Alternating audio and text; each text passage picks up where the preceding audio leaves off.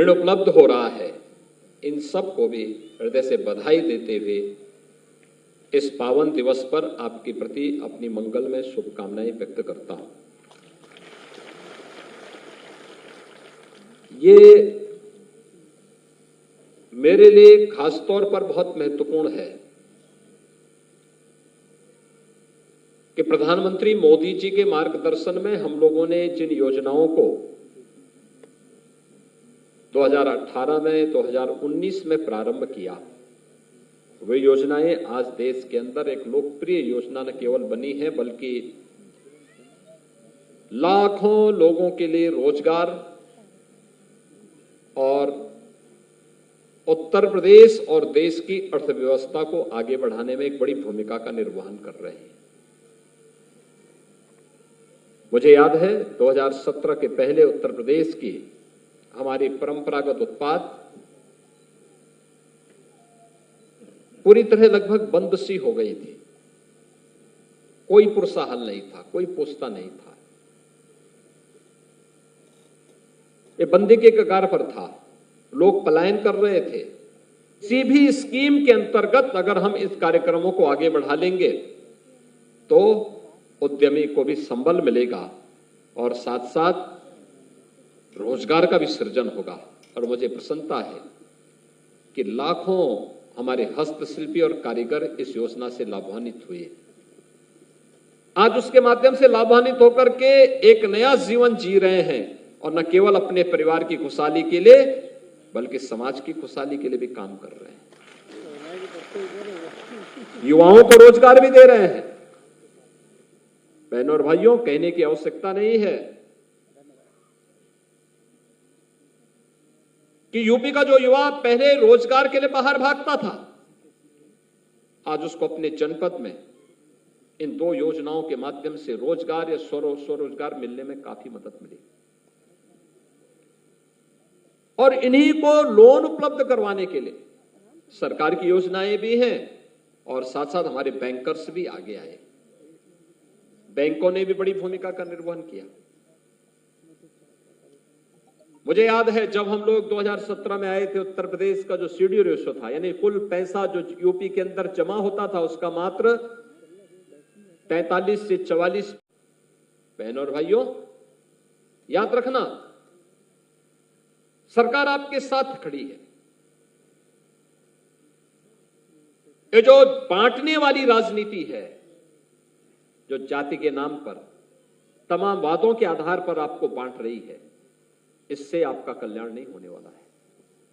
आपकी समृद्धि और प्रदेश की सुख और समृद्धि, प्रदेश में शांति और सुरक्षा का वातावरण ही आपके वर्तमान और आपके भविष्य को सुधारने वाला है। कानून व्यवस्था की स्थिति को प्रदेश के अंदर ऐसा रखा गया है जहां हर दूसरे तीसरे दिन दंगे होते थे। सम्मान और पीएम विश्वकर्मा योजना के अंतर्गत जो कार्य प्रारंभ हुए हैं, उनके हस्तशिल्पी और कारीगरों का सम्मान। और मैं तो एमएसएमई विभाग से कहूंगा, हमें ये लोन मिला, ये प्रशिक्षण का कार्यक्रम, ये टूल किट वितरण का कार्यक्रम उत्तर प्रदेश के सभी 75 के 75 जनपदों में आयोजित करने चाहिए। ये केवल लखनऊ में ही नहीं, हर जनपद में होने चाहिए। और एक टाइम टेबल तय करिए, एक टाइम टेबल तय हो। टाइम टेबल ये कि इस सप्ताह में एक कार्यक्रम एक जनपद में, एक जनपद में इस सप्ताह इस क्रम बना देंगे आप, तो मुझे लगता है कि आप आसानी से एक वर्ष के अंदर उत्तर प्रदेश के अंदर कवर कर सकते हैं। कहीं पे जहां छोटे जनपद होंगे वहां 2-2 जनपदों को मिलाकर कर देंगे तो एक वर्ष में आप पर्व और त्योहार के साथ साथ मांगलिक कार्यक्रम, शादी ब्याह मुंडन के सारे कार्यक्रम हमारे अच्छे ढंग से संपन्न हो।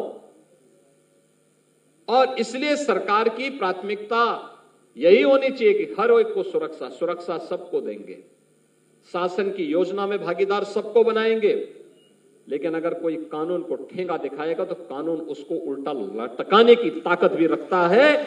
इस प्रकार का एक जज्बा भी सरकार का दिखना चाहिए। और वही कार्य ये डबल इंजन की सरकार ने यूपी के अंदर किया। आज आप देखो, कहीं भी आ जा सकते हैं। कहीं भी कोई सुरक्षा में सेंध लगाने का दुस्साहस नहीं करेगा, और करेगा तो खामियाजा भी भुगतेगा, फिर यह भी तय है। और इसीलिए सुरक्षा की इस गारंटी का परिणाम क्या है? आज निवेश भी हो रहा है। चाली और हरदोई के बीच में बनने जा रहा है। इस कार्यक्रम को आगे बढ़ाना, प्लेटेड फैक्ट्री के कार्यक्रम जो प्रदेश के अंदर अलग अलग स्थानों पर स्थापित हो रहे हैं, यह रेडीमेड गारमेंट्स में उत्तर प्रदेश की एक लंबी छलांग और आधी आबादी के रोजगार के एक बेहतरीन माध्यम बनने जा रहे हैं। हमें इसको और प्रोत्साहित करना होगा। तो एमएसएमई विभाग से ही फ्लेज पार्क की स्कीम 11 फ्लेज पार्क तक स्वीकृत हो चुके हैं, कुछ बनने की प्रक्रिया के साथ तेजी के साथ आगे बढ़ रहे हैं। निजी क्षेत्र में भी औद्योगिक पार्क स्थापित होंगे, ये पहली परिकल्पना है और ये काम तेजी के साथ आगे बढ़ा है। ऐसे ही कुछ ना कुछ नवाचार होने चाहिए। विभाग ये केवल लकीर का फकीर नहीं बन सकता। हमें जनता जनार्दन के चेहरे पर खुशहाली लाने के लिए, नौजवानों के लिए रोजगार सृजन करने के लिए, अपने हस्तशिल्पी और कारीगरों के प्रोत्साहन करने के लिए कुछ न कुछ नई स्कीम के साथ निरंतर आगे बढ़ना पड़ेगा। अगर हम आगे बढ़ पाएंगे तो इसका लाभ हमें प्राप्त होगा, प्रदेश को प्राप्त होगा, देश को प्राप्त होगा। और प्रधानमंत्री मोदी जी की जो मंशा है कि पिछले 10 वर्ष में उत्तर प्रदेश ने जो एक लंबी दूरी तय की है, दुनिया की लीडरशिप अपने हाथ में ली है।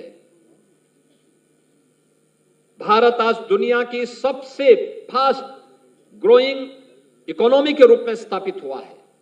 तेजी से उभरती हुई अर्थव्यवस्था के रूप में भारत आज स्थापित हुआ है। हमारा भी प्रयास होना चाहिए कि हम भी इसमें अपना योगदान दे सकें। आखिर राष्ट्र के प्रति समर्पण का यह भाव हमें न वर्तमान में बल्कि भावी जीवन में भी हमारी आने वाली पीढ़ियों के भविष्य को उज्जवल बनाने में योगदान देगा। और प्रधानमंत्री मोदी जी ने कहा है, पिछले 10 वर्ष में भारत की अर्थव्यवस्था 10वें नंबर से 5वें नंबर पर आई है और हमें अगले 3 वर्ष के अंदर देश को तीसरी बड़ी अर्थव्यवस्था बनाना है। तीसरी बड़ी अर्थव्यवस्था भारत का बनने का मतलब भारत एक ग्लोबल इकोनॉमिक पावर बनेगा, दुनिया की एक ताकत बनेगी। लेकिन हमें विकसित भारत की परिकल्पना को साकार करने के लिए अपना योगदान देना होगा। 2047 के लिए जो लक्ष्य प्रधानमंत्री मोदी जी ने तय किए हैं, हर कारीगर, हर हस्तशिल्पी, हर उद्यमी, हर नौजवान, समाज जीवन के प्रत्येक पक्ष से लगा हुआ हर व्यक्ति, हर नागरिक अगर अपने कर्तव्यों को ईमानदारी पूर्वक निर्वहन करते हुए आगे बढ़ेगा, अवश्य इस लक्ष्य को प्राप्त करने में सफलता प्राप्त होगी। और आज इसी उद्देश्य के साथ हम सब आज इनको लोन देना ही देना है। इतने नए उद्योग स्थापित होना चाहते हैं, इनको लोन देना है, इसमें गारंटी हमारी होगी। अगर आप इस कार्यक्रम के साथ जोड़ देंगे, यूपी एमएसएमई में नंबर 1 है और इतनी लंबी छलांग लगा देगा कि दूसरे नंबर के राज्य को वहां पहुंचने में कई वर्ष लगेंगे, तब तक यूपी बहुत तेजी के साथ आगे बढ़ चुका होगा। एमएसएमई विभाग ने यानी एक तो हर जनपद में इसको आगे बढ़ाना, दूसरा जैसे इंटरनेशनल ट्रेड शो का दूसरा संस्करण 25 से लेकर 29 सितंबर के बीच में ग्रेटर नोएडा में होने जा रहा है। मैंने गत वर्ष देखा था कितना बड़ा आयोजन हुआ था। 500 से अधिक फॉरेन बायर्स आए थे।